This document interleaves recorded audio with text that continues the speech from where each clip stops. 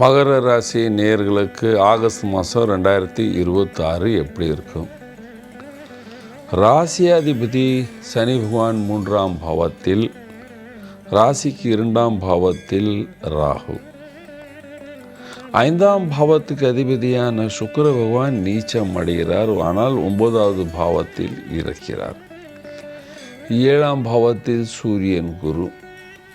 7ஆம் பாவத்தில் சூரியன் குரு இருக்கிறது. பார்ட்னர்ஷிப்பில் லாபம், வியாபாரத்தில் லாபம், வெளிநாடில் ஏதாவது வியாபாரம் பண்ணால், இம்போர்ட் எக்ஸ்போர்ட் பண்ணால் அதில் நல்ல லாபத்தை பார்ப்பீர்கள். 7ஆம் பாவம்ன்றது மனைவி கணவருடைய ஸ்தானம். அந்த இடத்தில் சூரியன் குரு இருக்கும் பொழுது அந்த இடத்தில் கோபம் வர்றது, விவாதம் வர்றது, அல்லது ஆரோக்கியம் கெடுற மாதிரி ஒரு யோகம் உருவாகிறது.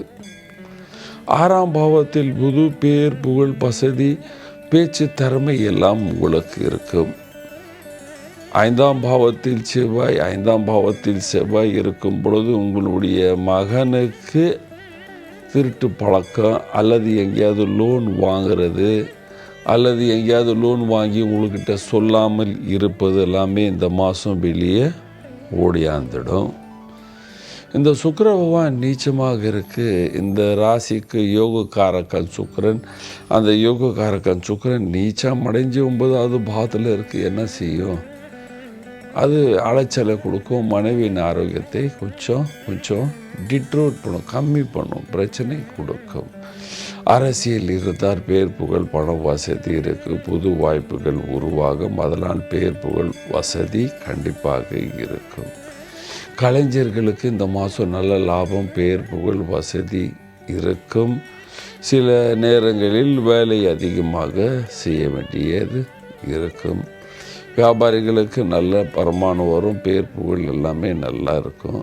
நீங்கள் வேலைக்கு செல்கிற ஆண் பெண்ணாக இருந்தால் இந்த மாதம் நல்ல ப்ரமோஷன் இருக்குது, பேர், புகழ், வசதி இருக்குது. ஆனால் ஓவர் டைம் எல்லாம் செய்ய வேண்டியதோ, அல்லது இந்த வேலைக்காக வெளியூருக்கு போகிறதோ, அந்த மாதிரி ஒரு யோகம் எல்லாமே இருக்கின்றது. ஸ்டூடெண்ட் எல்லாம் நல்ல படிப்பீர்கள், நல்ல அதாவது லாபகரமான படிப்பை படிக்கலாம் என்ற சிந்தனை உங்களுக்கு இருக்கும். நீங்கள் விவசாயியாக இருக்கீங்க, விவசாயத்தில் நல்ல லாபத்தை பார்ப்பீர்கள், மன சந்தோஷம் இருக்கும். ஆனால் இந்த மகர ராசிக்காரர்களுக்கு என்ன தெரியுங்களா, இது இப்படி பண்ணிட்டானே, இன்னும் ஏதாவது சூன்யம் பண்ணுறானோ, இந்த மாதிரி எண்ணங்கள்.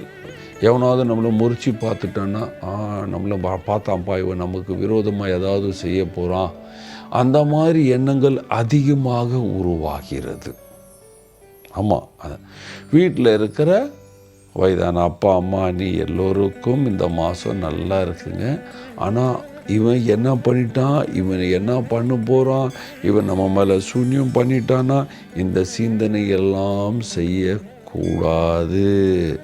பாருங்க, குரு பகவான் நல்ல நிலைமையில் இருக்கும் பொழுது நீங்கள் உஷாராக இருந்தால் உங்கள் வீட்டில் சுப காரியங்களும் நடக்கும்.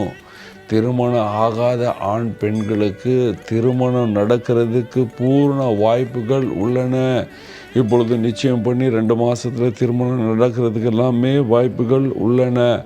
அதனால் மகர ராசிக்காரருக்கு இந்த மாதம் ரொம்ப சந்தோஷமான மாதம் என்று சொல்லுவேன். பல காரியங்கள் உங்களுக்கு இந்த மாதம் ஆட்டோமேட்டிக்காக முடிஞ்சிடும். என்ன பரிகாரம் செய்ய வேண்டும்? பரிகாரம்: பகவான் சிவனுக்கு பால் அபிஷேகம் செய்ய வேண்டும். பகவான் சிவனுக்கு பால் அபிஷேகம் செய்து கொண்டு வரும் பொழுது வெள்ளிக்கிழமை துர்கை பிரீத்தியும் செய்ய வேண்டும். அல்லது சிவன் ஆலயத்தில் பார்வதி இருக்கிறாங்க இல்லையா, அந்த அம்மாவை பூஜிட்டு வந்தால் வாழ்க்கையில் இருக்கிற சகல பிரச்சனைகள் தீர்ந்து நீங்கள் சந்தோஷமாக சுகமாக வாழ்வீர்கள். நன்றி, வணக்கம்.